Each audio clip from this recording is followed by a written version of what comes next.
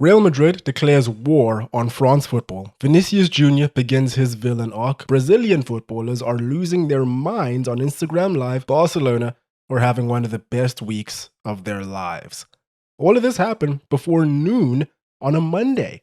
Oh right, Manchester United Ben Ten Hag. Fun fact, Rodri is the first player born in the 90s to have a Ballon D'Or, and he was born in 96. Ten Hag was right. Eras do come to an end. Hello, hope you're well. Welcome back. Monday, the 28th of October, 2024 was unprecedented. So much so that we have to take this opportunity to talk about it. Just so we get this out the way nice and early, I didn't really care who won this award. I thought Vinicius was gonna win it. Thought he's a great player. Thought he deserved it. All that, I've said that before.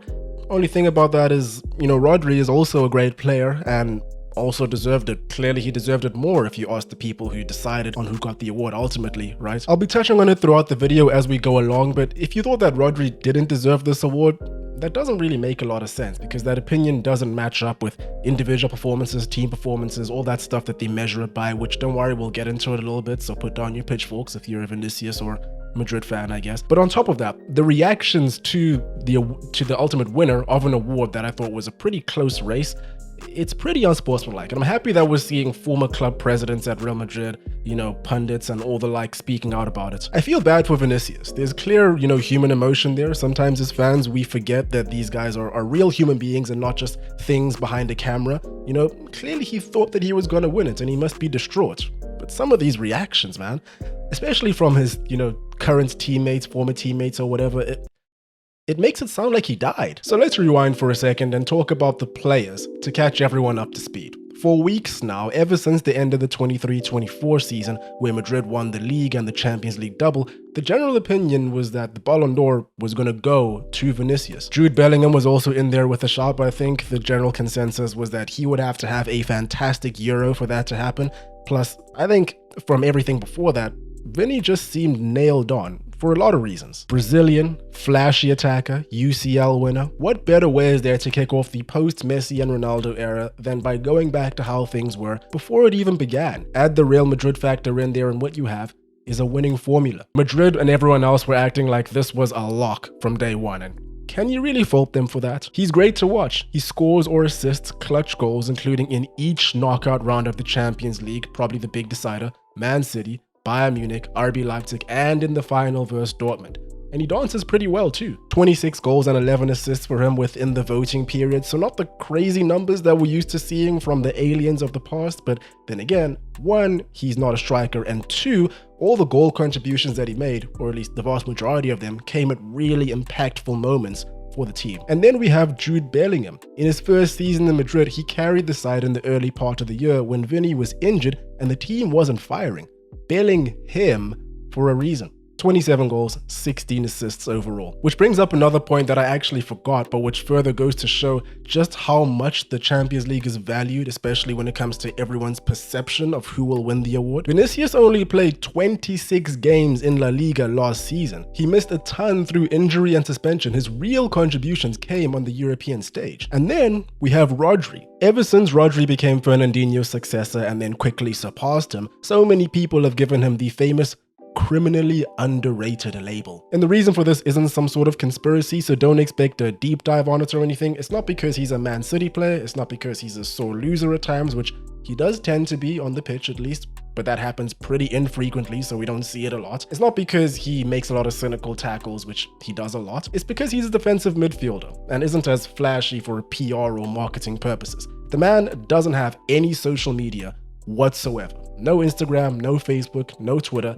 This guy is just like, he's living life raw. This is what happens when you touch grass, everyone. Remember this. But even despite being a defensive midfielder, a position where you're not always given the recognition you deserve if you're doing a good job, you're never even recognized a lot of the time if you're doing a good job, he imposes himself very visibly. City lost 3 games in the entire Premier League last season. Rodri was either injured or suspended for all 3. He only lost against Madrid and Man United in the cup competitions.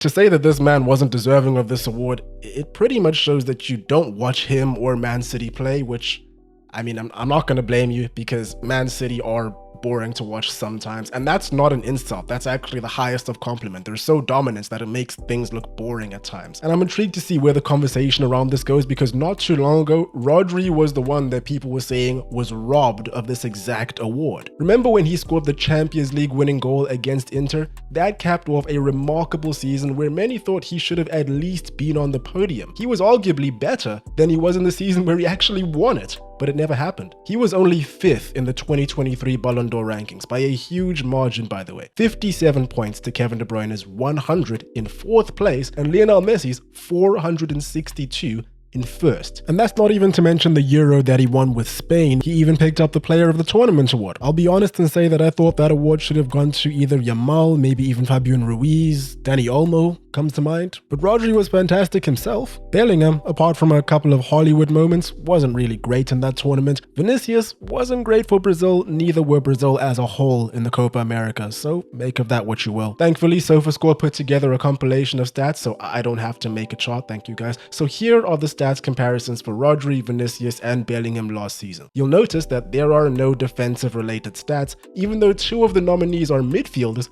and 1 is a defensive-minded player. Despite this, Rodri is still in contention from a purely numbers perspective, and Bellingham clears Vinicius in everything but dribbles. Football isn't a stats game. I just showed those for, I don't know, completion purposes when it comes to an argument. I just know that some people point towards stats as the reason for somebody being deserving over somebody else for this award.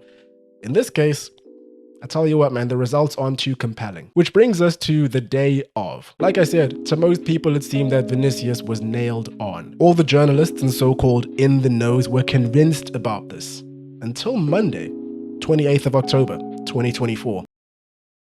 What happened? I think we're all so used to believing leaks regarding the Ballon d'Or winner when it comes from any semi-reliable journalist. And the reason why the leaks don't have to come from a super reputable journalist or anything like that is because in the past, the organizing committee put together an interview with the eventual winner that they would play at the award ceremony. Obviously, this interview would have to be filmed beforehand. The interview involves camera crews, sound technicians, editors, stage modelers, and significantly more people than minor roles, all of whom would happily sell a leak for a couple of bucks. This year, no interview.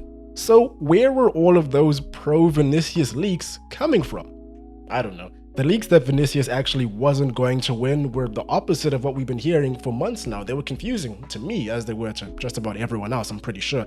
And it all came on the day of the ceremony. Pretty fishy, you know? Some suggested that maybe this was some kind of marketing ploy to get people more interested in the ceremony, and kind of makes sense. I think a lot of people are losing faith in the credibility of the award over time for multiple reasons, not this ceremony in particular. We're not going to get into that here though. Still, France Football maintained that not even the Ballon d'Or winner knew he was going to win until the actual gala. I don't believe that for a single second. Nobody does. Nobody should. Why? Real Madrid didn't show up. Nobody from Real Madrid showed up. Literally no one. Not one person. Not one Real Madrid person showed up. And Real Madrid won pretty big at this ceremony too. They won the Men's Club of the Year. Ancelotti won the Coach of the Year. Kylian Mbappe shared the prize for the Best Striker award with Harry Kane. Rumor has it Mbappe was actually in Paris to receive his trophy. VAR pulled him back to the Bernabeu though. I wonder how they're actually going to deliver those awards to Madrid. Rodri's from Madrid. Quick detour on the way back to Manchester. The way the story seems to go is that Manchester City somehow informed Real Madrid that Rodri was going to win it, and that kicked off the whole thing, which eventually led to Perez banning everyone from going. So they do tell the winner. How else would City know and not Real Madrid? And why would they feel compelled to tell Real Madrid? So Man City knew that Madrid hadn't been told? More importantly, who delivered the ultimate message? Can we get those tireless Twitter fact checkers on this? They work so hard on glazing Elon, but I'm hearing no confirmation of anything here. What happens if City are found guilty of 115 charges? Does Rodri keep the award then? Some reports say Vinicius was partying until the early hours, a day after losing 4-0 to Barca, and even promised each of his teammates a Rolex before being told he didn't win. The Athletic says that Nike, Vinny's sponsor, had prepared commemorative boots for him in anticipation of the award and organized a big bash for it. Spoiler, there was no big bash. I feel like all of this is just a lot more entertaining, compelling, mysterious if we just choose to forego logic and believe every single headline that we've been fed. It makes for some very interesting reading, but realistically, probably only a small fraction of all of these things are true, as is usually the case. Except for what I say, I always tell the truth. Anthony was wrong. It is obvious that the Ballon d'Or and UEFA do not respect Real Madrid, and Real Madrid does not go where it is not respected. An extract from a quote from Real Madrid. Now, let's be serious for a second here. Saying you don't go where you're not wanted is an absolutely insane thing to say about an award that's been given to your club 12 times. The joint highest of any club. They won a plethora of awards on the day, and they made up 2 out of 3 people on the eventual final podium. And look, I know that we've seen players in the past who knew that they weren't going to win simply decide not to show up. In 2018, neither Ronaldo nor Messi attended as Modric won, for example. But they were wrong for that too. I, like a lot of fans, think the Ballon d'Or is more about pageantry than anything else these days, but it is important to players, and we should pay attention to it because of that. But for you to decide that your entire organization is not going to go just because one of your guys didn't win, even though so many of your other guys did, is a bit strange. The criteria for the Ballon d'Or is individual performances, team performances, and sportsmanlike behavior or fair play, as per France Football. All 3 of the podium finishers have the first 2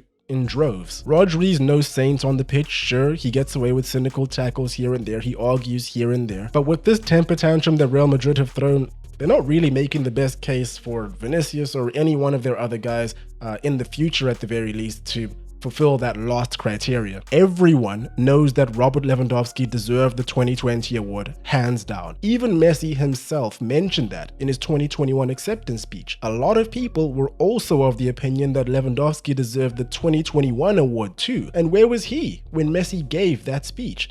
Right in front of him. He definitely knew he wasn't gonna get it, but he showed up, he applauded his fellow professional, and he moved on. At the very least, Rodri said that Carvajal called him up to congratulate him on the win, him being the only one to win the domestic title, the UCL, and the Euros. Onto the big picture, a serious congrats to Rodri. Defensive midfielders simply do not win this award. This one's for the Busquets of the world, the Freds, the McTominays, the ones that don't get the recognition they deserve when they play in that role. However, I don't think this is gonna become a trend. To win this award, Rodri had to be inconceivably dominant in every way. He had to do more than what's expected of a DM. He is obviously not going to retain the award this season, as his season is already over, and there is not a single DM in the entirety of world football that is as dominant as he is. Anyway, all of this is just to say this award is fun, and the best of the best deserve their recognition for their incredible work of putting on a show for all of us. But don't lose sleep if your guy doesn't win it. It's not that deep. Plus, he's never thought about you in his entire life, and he probably never will.